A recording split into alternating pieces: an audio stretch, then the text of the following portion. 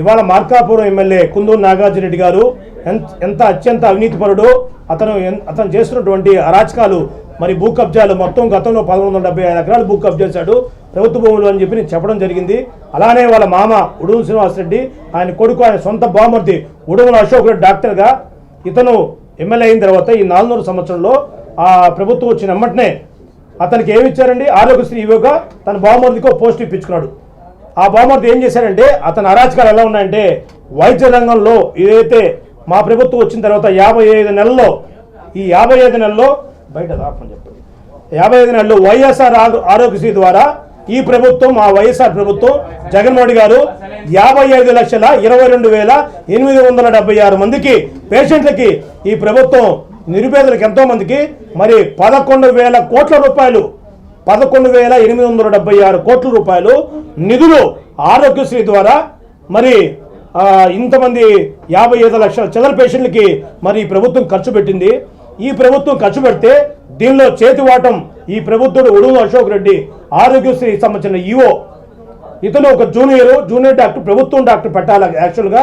కానీ ఎమ్మెల్యే గారు తన బామర్తిని పెట్టి ఎంత స్కామ్ చేశారంటే, ఈ 11,000 కోట్లలో 10% లెక్కన దానిలో 1000 కోట్ల రూపాయల స్కామ్ జరిగింది. 1000 కోట్లలో ఎవరైతే ఉడుమల అశోక్ రెడ్డి ఒక వాటాదారుడు, రెండో వ్యక్తి సీఎం రిలీఫ్ ఫండ్లో ఉన్నటువంటి హరికృష్ణ, వీళ్ళిద్దరు కలిపి చేతివాటంతో ప్రభుత్వ ఖజానాకి ఈ నిరుపేదలకు ఇచ్చినటువంటి ఆరోగ్యశ్రీ దానిలో చేతివాటం చూపించి ఈ కార్పొరేట్ హాస్పిటల్స్ కానీ ఈ ఎంప్లాయ్మెంట్ హాస్పిటల్స్ ఏదైతే మన ఆంధ్రప్రదేశ్ మొత్తంలో 2,328 హాస్పిటల్స్ ఉన్నాయి.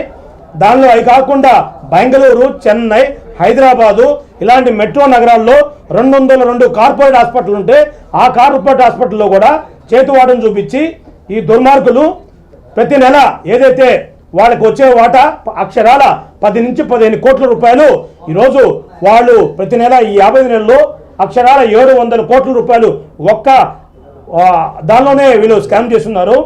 దీని మీద కూడా ఈ ఎంక్వైరీ చేయాలా. వైఎస్ఆర్ ఆసరా ఈ పథకం పెట్టి గత 4 సంవత్సరంలో ఈరోజు ఒక పేషెంట్కి ప్రభుత్వం వచ్చేసి 225 రూపాయలు ప్రతిరోజు ఒక పేషెంట్కి డబ్బులు చెల్లిస్తుంది. అంటే నెలకి ఒక పేషెంట్కి 5,000 రూపాయలు చెల్లిస్తుంది. 5,000 చెల్లిస్తుంటే ఎంతమంది చెల్లిస్తుంది?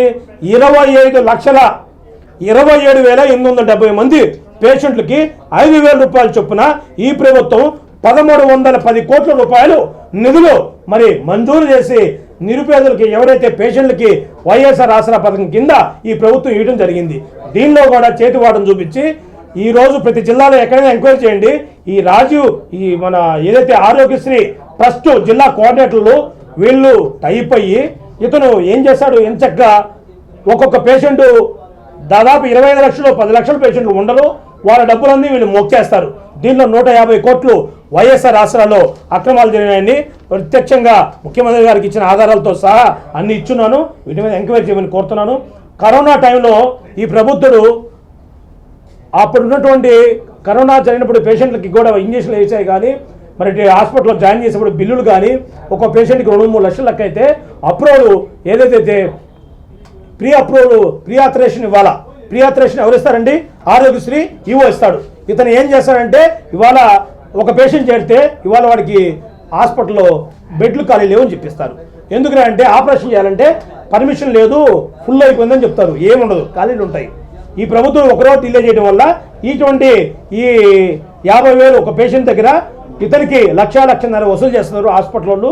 ఇతనికి ఉడుమల అశోక్ రెడ్డికి ఒక్కొక్క పేషెంట్ తరఫున పెద్ద ఆపరేషన్లు అయితే 1,00,000 రూపాయలు, చిన్న ఆపరేషన్లు కరోనా టైంలో పేషెంట్కి 50,000 లెక్కన దానిలో అక్షరాల అతను ఒక్కరికే ఉడుమల అశోక్ రెడ్డికి 500 కోట్ల రూపాయలు అక్రమాలకి పాల్పడ్డాడు.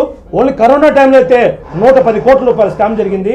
తర్వాత ఏదైతే మెయిన్గా ఈ YSR Aarogyasri health care trust కింద ఎంపానల్మెంట్ గవర్నమెంట్ డాక్టర్లే నియమించాలా. ఈ ప్రభుత్వుడు దుర్మార్గుడు ఉడుమల అశోక్ రెడ్డి ఆరోగ్యశ్రీ ఈవో ఏం చేస్తారంటే ఎంత సిగ్గు లేకుండా ప్రభుత్వ డాక్టర్ని 200 మంది డాక్టర్ని ఈ వైఎస్ఆర్ హెల్త్ కేర్ ట్రస్ట్ కింద వాళ్ళని తీసుకొని ఈ దొంగ, ఎందుకంటే ఆయన తెచ్చిన ప్రైవేట్ వాళ్ళు కదా, గవర్నమెంట్ డాక్టర్లు తొందరగా అలా చేయరు. అప్రోచ్ చేయాలంటే ఈ ప్రీ ఆపరేషన్ చేయాలంటే ఈ 200 మంది డాక్టర్ని వీళ్ళు సొంతగా వేసుకొని ఈ స్కాములకని తెరదించాడు. దీని మీద సిబిఐ ఎంక్వైరీ చేయాల్సిందిగా నేను ముఖ్యమంత్రి గారిని మీడియా ద్వారా కోరుతున్నాను. ఏదైతే ఫైనల్గా ఈ డాక్టర్లు మొత్తం మీద కూడా ఇతను చేసిన స్కాములు కానీ చూస్తే ఉడుగు శ్రీనివాస రెడ్డి హాస్పిటల్ పొదుల్లో కట్టారండి.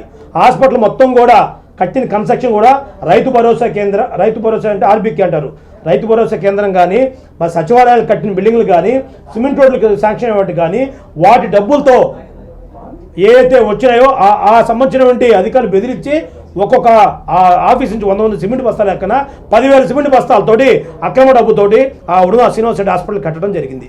అలానే పోతే ఈరోజు ఆ ఉడుగు శ్రీనివాస రెడ్డి హాస్పిటల్కి మరి పెట్టిన ఎమ్మట్లే నెల రోజుల్లోనే ఎలా వస్తుందండి ఆరోగ్యశ్రీ పర్మిషన్ ఎలా వస్తుంది? 50 పడగల హాస్పిటల్కి పర్మిషన్ వచ్చేస్తుంది. నెలకి 50 లక్షలు, పేషెంట్లు 10 లక్షలు అయితే 40 లక్షలు వీళ్ళ ఖజానాలో పడిపోతాయి. ఎంత సొంత హాస్పిటల్ కూడా ఇంత దుర్మార్గమా? మోజేష్ దర్శిలో ఉన్నటువంటి మోజేష్ ప్రైవేట్ హాస్పిటల్ 4 కోట్లు బేరం చేసిన వాస్తవా కాదా? నీ ఫోన్ రికార్డు మొత్తం నా దగ్గర ఉన్నాయి. పిచ్చి వేషాలు వేసి ఉడుగు శ్రీనివాస రెడ్డి నీ కొడుకు చేసే అరాచకాలు కానీ, మీరు చేసే అరాచకాలు కానీ దాదాపు 700 కోట్లు ఈరోజు ప్రభుత్వ ఖజానా ఈ ఆరోగ్యశ్రీ ద్వారా వచ్చినటువంటి నిధులు మళ్ళిచ్చి నీ జేబులు వేసుకున్నావు. నీ ముక్కు పిండి నీ వసూలు చేసి ఈ ప్రభుత్వం జగన్మోహన్ రెడ్డి గారు ఎంత సొంతవారైనా ఎవరైనా సరే మరి నిష్పక్షపాతంగా ఎంక్వైరీ చేసి ఈ డబ్బంతా మీ దగ్గర నుంచి నిధులు రాబట్టి ఖజానాకి ఇవ్వాలని నేను కోరుతున్నాను. అలానే మీరు కట్టినటువంటి చిన్న పొదిలి చిన్న చెరువు దగ్గర 7 ఎకరాలు మీ ఫామ్ హౌస్ కడతారు. ఆ ఫామ్ హౌస్ కానీ ఎక్కడ వచ్చిన నిధులు? ఆ ఫామ్ హౌస్ మీరు పోయి అందరూ పోయి వీడియో తీయండి. దాదాపు 4 కోట్లు పెట్టి కట్టాడు. ఎవరైనా 70,000 చేతగాడు 4 సంవత్సరంలో మరి ఇన్ని ప్రైవేట్ హాస్పిటల్ కొన్నాడు. నా తెలిసిన 2 హాస్పిటల్ కొన్నాడు. ఇంకా తెలియని ఎన్ని హాస్పిటల్ కొన్నాడో, ఎన్ని కోట్లు మన డైవర్ట్ చేశాడో. వాళ్ళ నాన్నగారు దాదాపు 150 కోట్ల దాకా హైదరాబాదులో ఏదైతే రియల్ ఎస్టేట్ వాళ్ళకి ఎవరైనా ఒక 30 కోట్లు కావాలంటే 100 కోట్ల ఆస్తి వాళ్ళ పేరు మీద రాపించుకొని 30 కోట్లు ఇచ్చేది. అంటే 150 కోట్లు డబ్బులు ఈ అక్రమ ఆస్తులు డబ్బులు తీసుకెళ్లి రియల్ ఎస్టేట్లో ఇన్వెస్ట్మెంట్ చేశాడు. దీని మీద కూడా అతని పరిపూర్ణంగా మొత్తం ఎంక్వైరీ చేసి నిధులు మొత్తం రాబట్టాలని ముఖ్యమంత్రిని కోరుకుంటూ సెలవు తీసుకుంటున్నాను.